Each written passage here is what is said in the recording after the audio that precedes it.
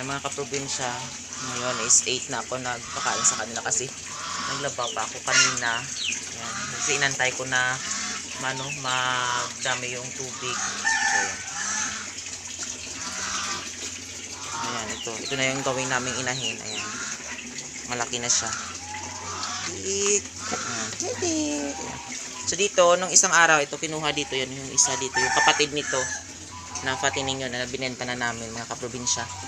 So yan, dalawa na lang sila dito yung natira sa itaas na pagmamayari ni Tito. Ito, isang buwan na, mga isang buwan na ito dito sa amin. Yan. Ito yung anak ni Buri. Yan. So itong pangbayad sa kanyang binulugan na inahin na yun, malaki na.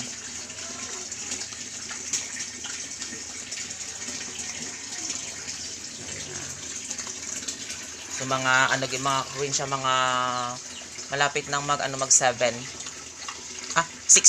months. Diyan na sa mga 5 months and half. Nung inalagaan ko sila ito. Malapit na itong magpapabulog. So nung isang buwan nagpapabulog na sana ito kasi sabi ni Tito is mga 7 daw pabulugan yung inahin para mas maganda daw yung yung naglaki niya at yung mga biik na maibigay niya. Maganda yung quality kasi yung kanyang katawan is kasi pang 7 months na. Kapag mga 5 or 6 daw hindi daw maganda. Iwan ko lang, hindi sabi ni Tito eh.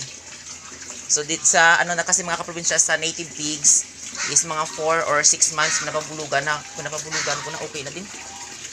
Pero sabi ni Tito, yung hyper daw mga 7 or 8 months. Matagal talaga.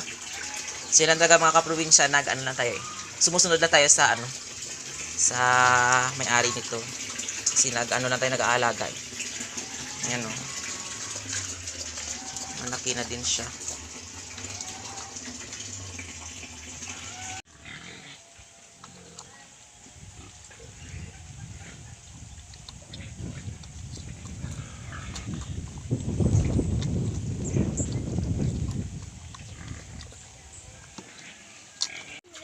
So ayan mga kaprobinsya, dito naman nakakain ko na sila. Ayan. Dito yung tatlo sila. Ito yung isa kinuha na mga kaprobinsya. So yung isang araw dalawa talaga sila yung kinuha. So ayan yung dalawang maliit na ito. Ayan. Ito ko na lang nilagay yung isa tapos dito yung isa. Ayan. Kasi kapag magsama-sama sila na malaki yung dalawa na yun is inaaway nila ito. So kawawa talaga ito.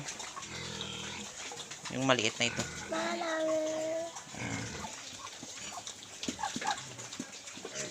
Diyan ito malapit na itong kukunin sa susunod na buwan.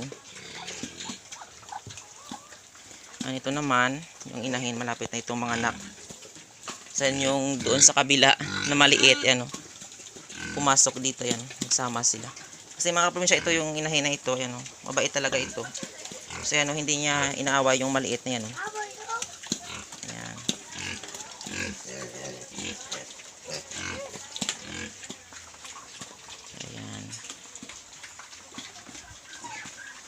Bigyan ko muna yung mga maliit na yung mga pato, yung mga maliit na pato.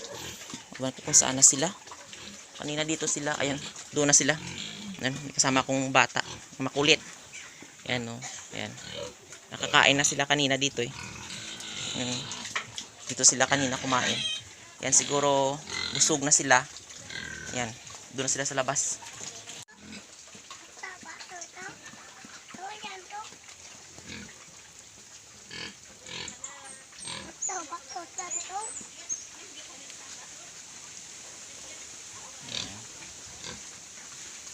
Binigyan ko na sila. Ayan.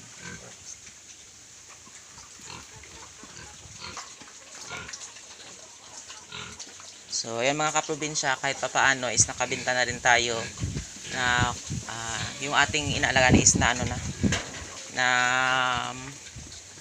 kabenta na tayo ng dalawa. So ayan, so meron na tayong ulit na pambili ng ating mga pakain sa kanila. So ayan, thanks the Lord. Ayan, kahit papaano yung ating mga inaalagaan is pakunti-kunti na lang yung ating pinapakain.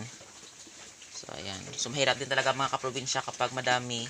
So, malayo pa yung bahay namin doon pa sa itaas. Ayan, oh. So, araw-araw, yan, binubuhat ko yan.